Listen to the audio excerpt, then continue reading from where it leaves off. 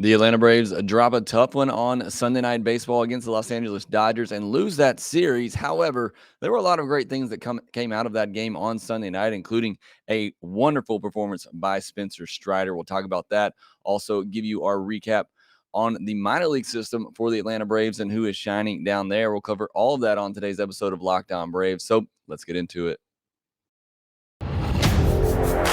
You are Locked On Braves, your daily Atlanta Braves podcast. Part of the Locked On Podcast Network, your team every day.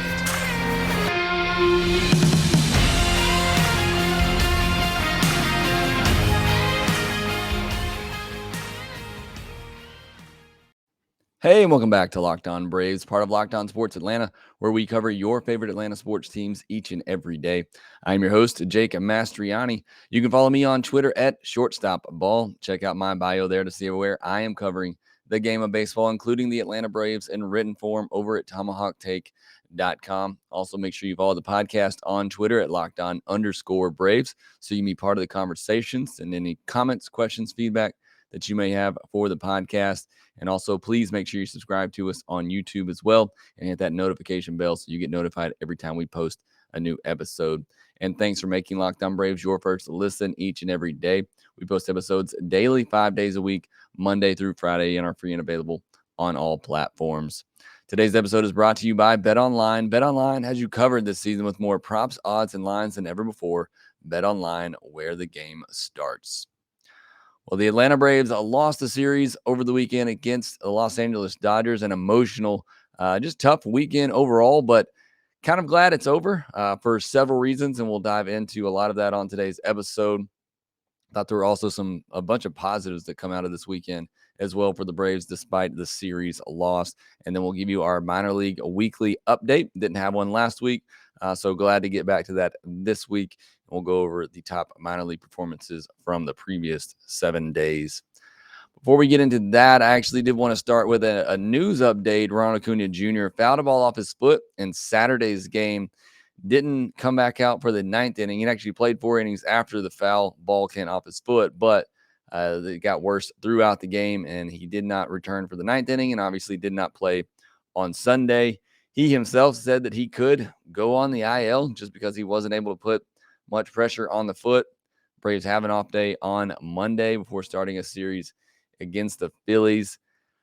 I guess I would assume they're going to wait and reevaluate that after the off day and then make a decision on what they're going to do with him. Obviously, losing the best player in baseball would be a huge loss, but one the Braves have overcome before. But now you have Ozzie Albies out, obviously, so it would really hurt to lose Acuna. Hopefully, it's not that bad. Hopefully, it's just some really bad bruising. So far, all the tests that they ran, everything looks good, but could be without Cunha for a couple of more days here. So wanted to start with that news update. But then I want to dive into Sunday night's game because a lot to get to in this game. I know it's an unfortunate ending, but as I tweeted out after the game, I'm not hung up on this loss. There were some plays at the end of that game that if they were half an inch in difference, the Braves win this game easily 2-0. But instead, a lot of things went the Dodgers' way late in that game. They end up with the extra inning win 5-3.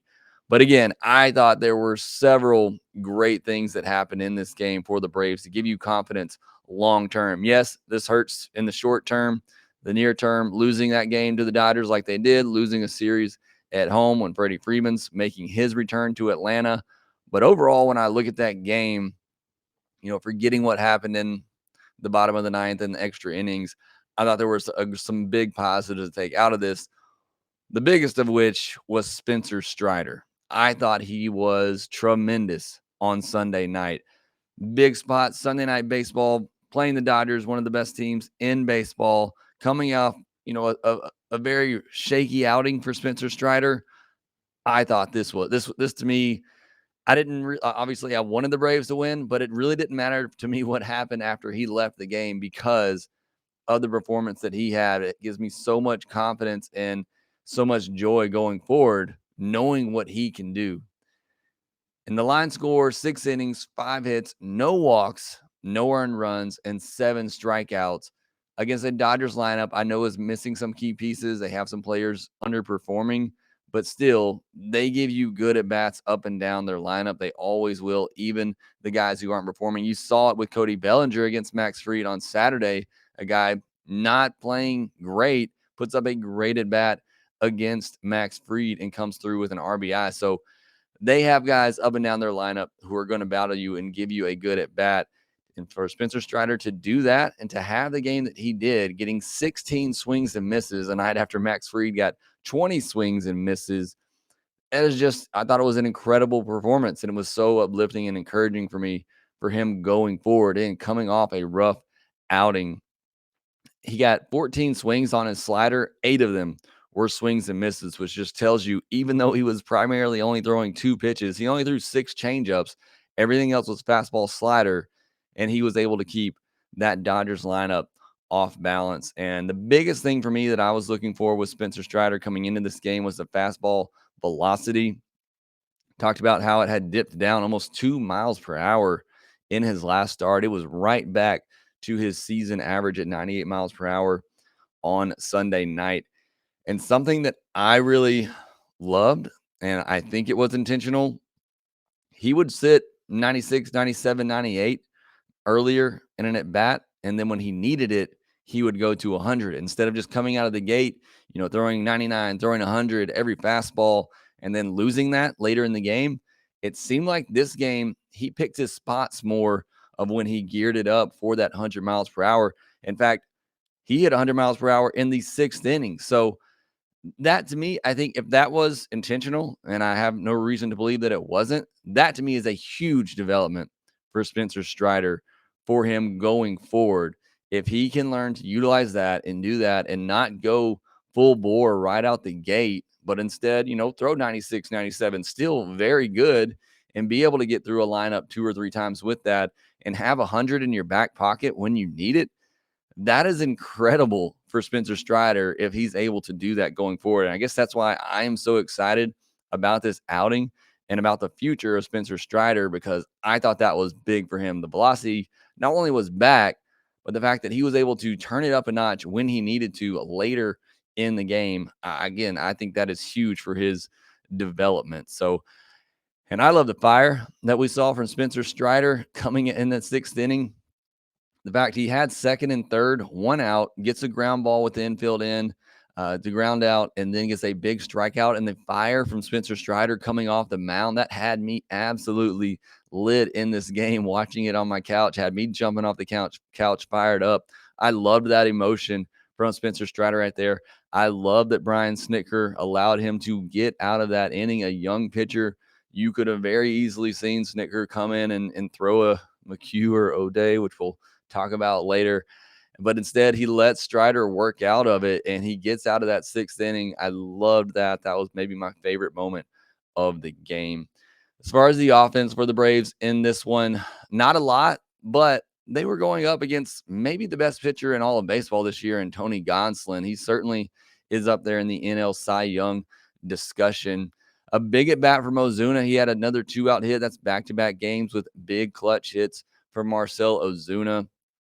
And then Austin Riley with a sac fly. The Braves had 2nd and 3rd with 1 out. Travis d'Arnaud grounds out on the infield and can't get the run home.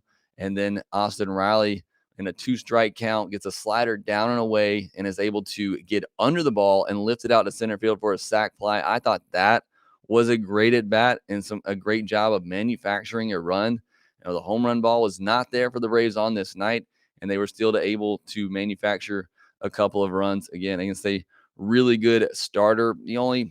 If you're going to get mad at the offense for this, and I think you have a right to, is the fact that once they got Gonsolin out of the game, I thought they did a great job getting him out of there. They weren't able to take advantage of the Dodgers beat up bullpen, particularly Reyes Maranta, and get another run across to extend their lead. To me, that is the biggest failure of the offense in this game. But overall, I thought they did a pretty decent job against a good pitcher of scratching some runs across. Travis d'Arnaud, 2 more hits in this game, taking that pitch on the double steal to set up 2nd and 3rd with nobody out. That was huge and honestly just really hilarious. ESPN did a great job with the camera work on that, just seeing him stand still and prepare himself to take the ball off the bat potentially from Will Smith. I thought that was great.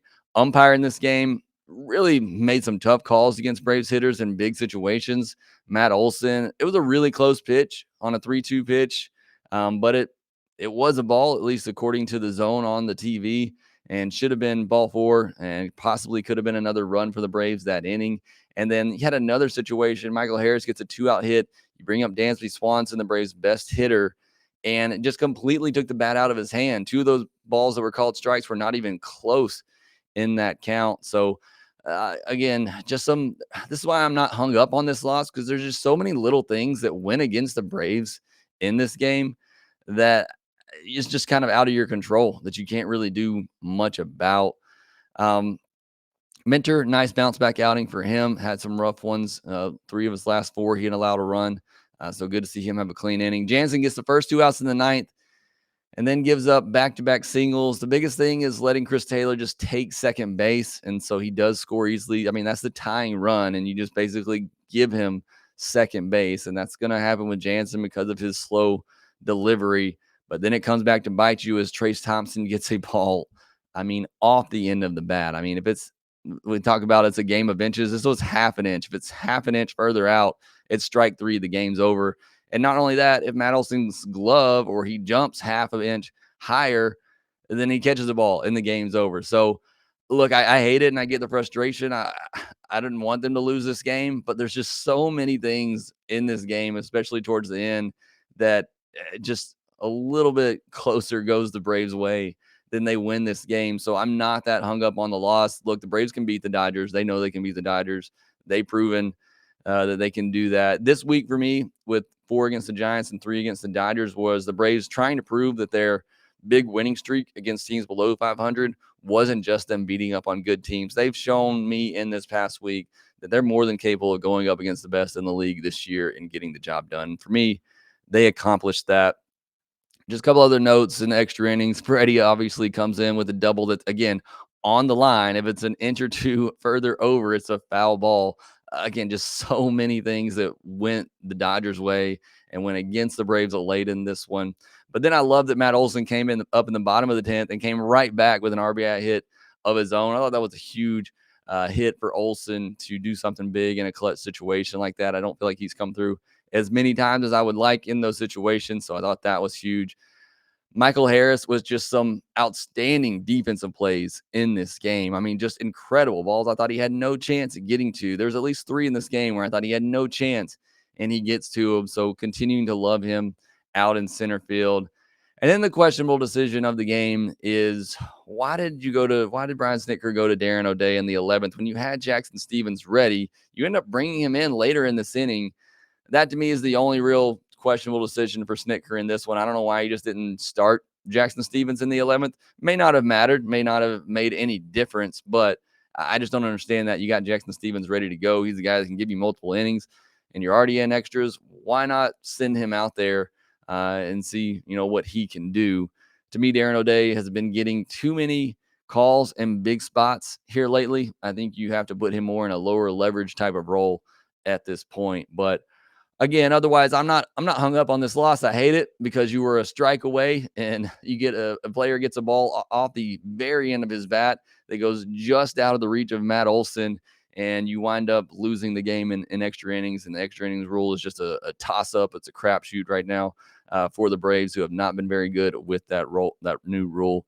So it is what it is, but I thought there was a lot of great things that came out of the game on Sunday night. So hopefully you don't get too hung up on the loss. Hopefully I make you feel a little bit better after what was a frustrating ending to that game for sure. I want to get into the rest of the weekend's actions after the break. But before we do that, I want to tell you about our next partner, Athletic Greens, the product I use literally every day. I've already taken it this morning. I started taking it because I wanted to improve my gut health, something that I struggle with as I get older.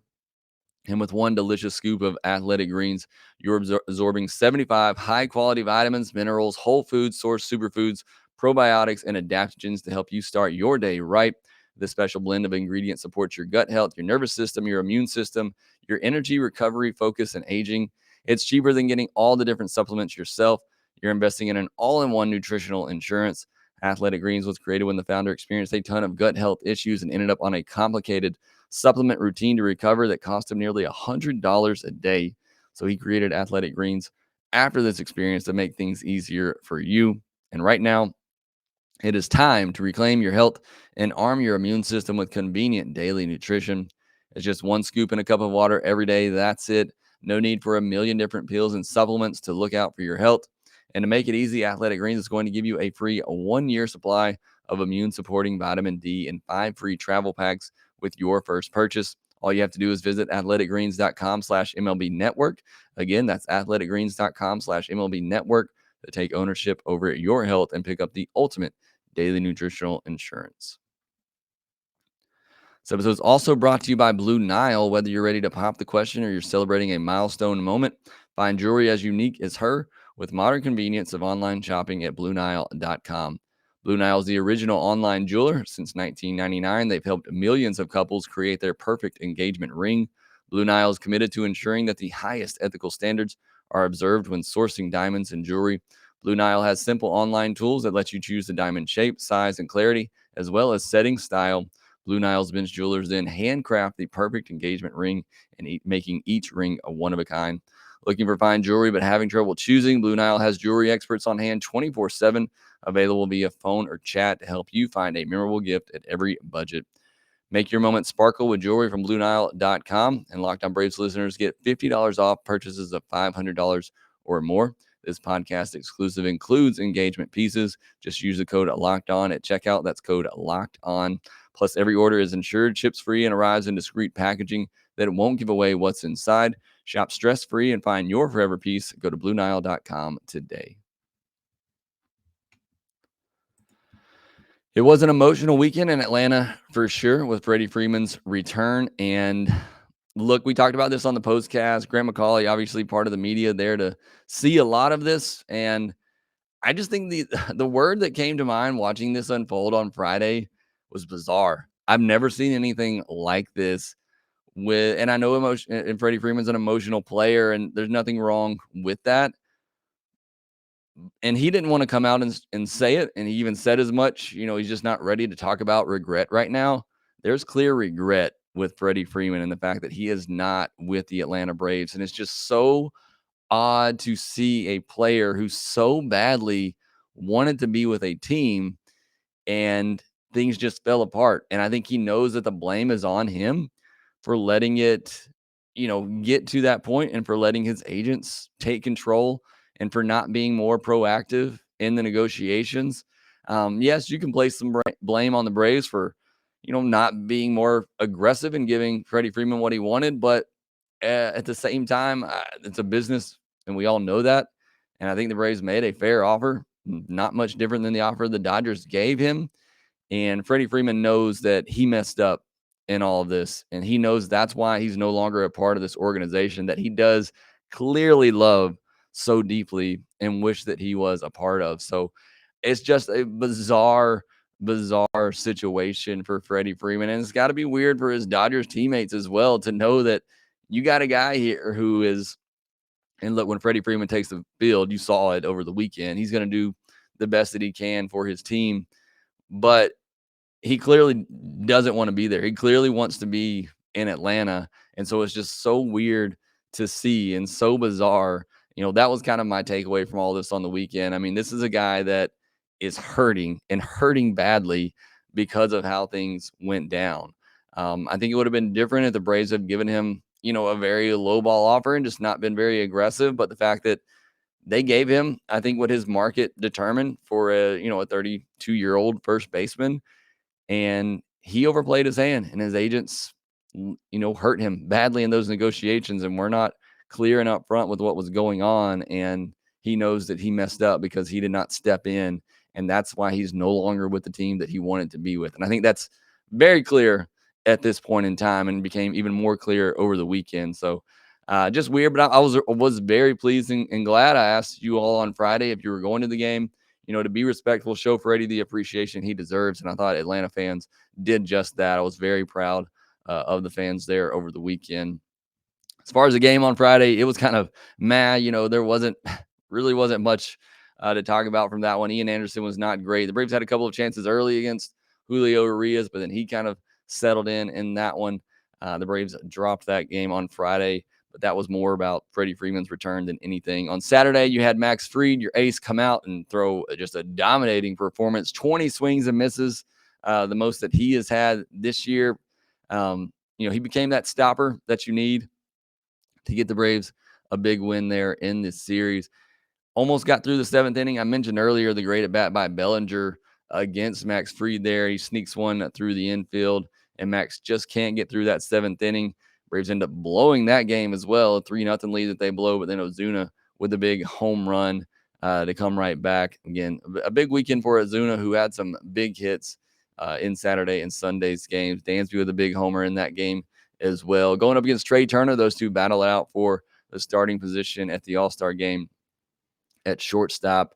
I thought Austin Riley had some great at-bats this weekend. I mentioned the sac fly he had on Sunday. There was also an at-bat he had on Friday where he took a walk in a key situation to keep the inning going. And then on Saturday, a clutch 2-out hit after they had first and second with nobody out.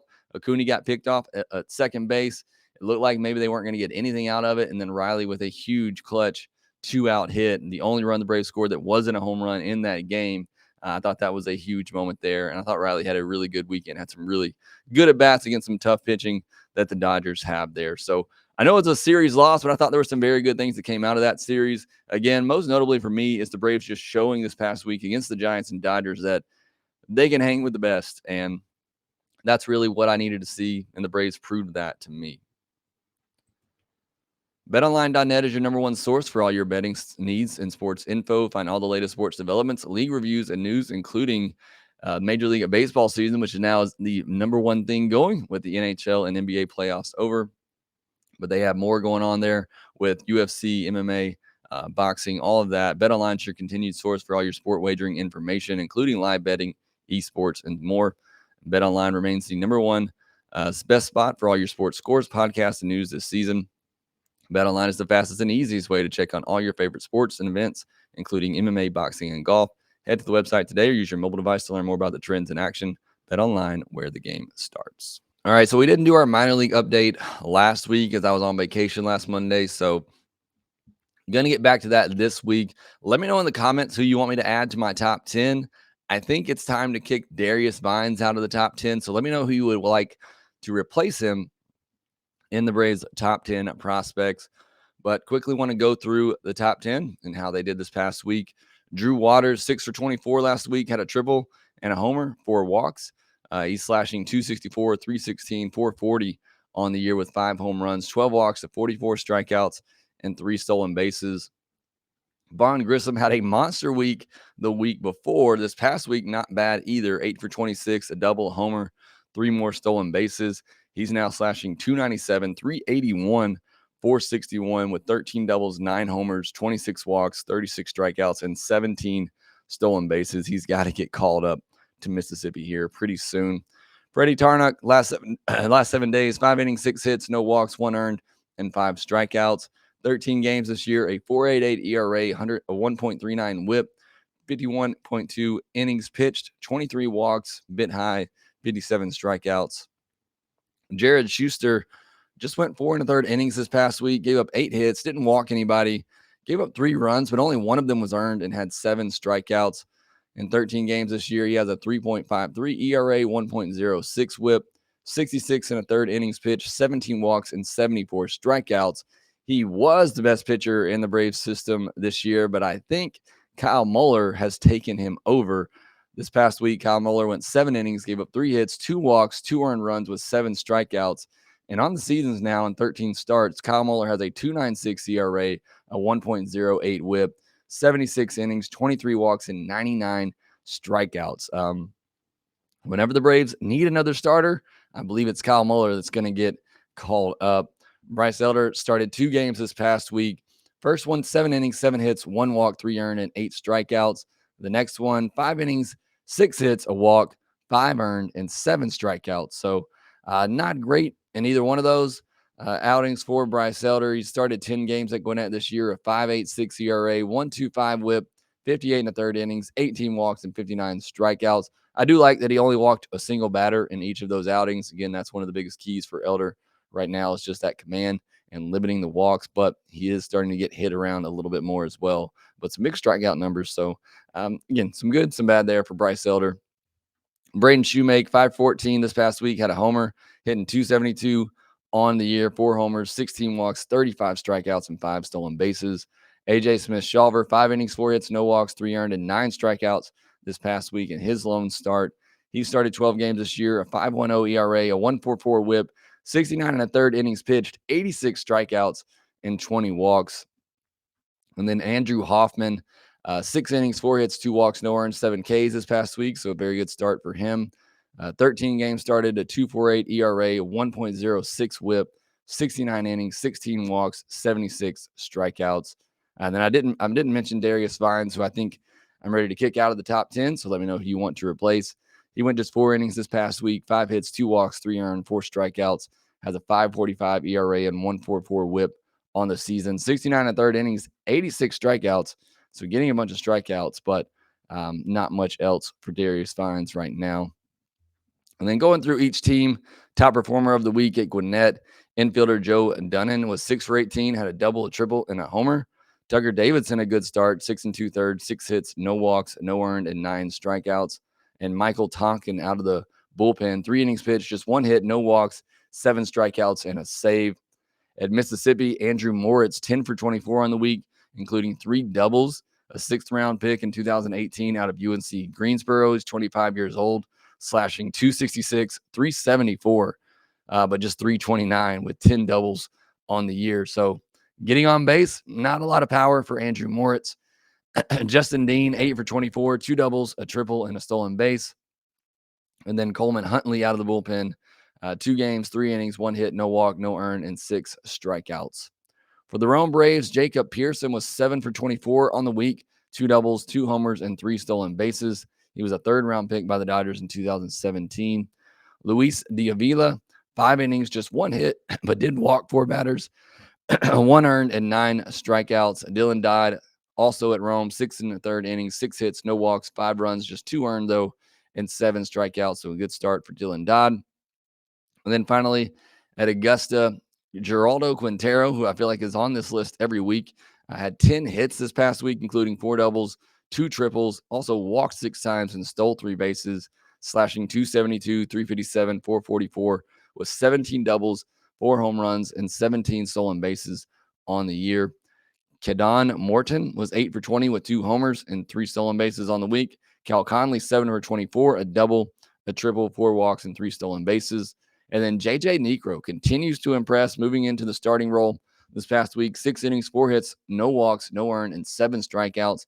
And on the season, 13 games, 6 starts, a 1.72 ERA, 0.97 whip, 62 2/3 innings, 15 walks, and 66 strikeouts. He's been really good. So that's your minor league report for the week. Again, let me know who you want to replace Darius Vines in the top 10 for next week. Finally, the Braves have an off day on Monday, and then they start a 3-game series against the Phillies, which will be a big series as the Phillies aren't nipping at their heels, and the Phillies just lost Bryce Harper, but you do have to face Zach Wheeler in this series. So we'll talk about more of that on Tuesday's podcast. That will do it for this episode of Lockedon Braves. Be sure to follow us on Twitter at Lockedon_Braves. You can follow me at ShortstopBall. Also, make sure you rate, review, and subscribe to the podcast wherever you get your podcast, and we'll talk to you next time.